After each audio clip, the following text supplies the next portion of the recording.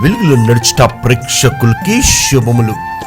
లోకపు మాట చెడును చూస్తున్న వారికన్నా చెడును చూస్తూ నోరు మెదపని వారి వలె ఈ ప్రపంచానికి ఎక్కువ ప్రమాదం. దేవుని మాట ప్రేమ కలిగి సత్యము చెప్పుచు క్రీస్తు వలె ఉండుటకు మనమన్ని విషయములో ఎదుగుదుము.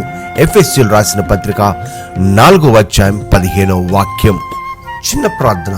దేవా, ఈ లోకంలో జీవిస్తున్న మా జీవితంలో అనేక సార్లు చెడును చూస్తూ కూడా పట్టించుకోకుండా పక్కకు వెళ్ళిపోతున్నాం ప్రభు.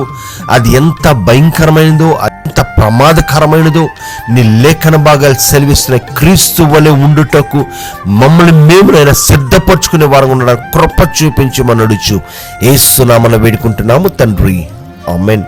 దేవుడు మిమ్ముని మీ కుటుంబాన్ని పవిత్రపరిచి దీవించునుగాక. షాలోమ్.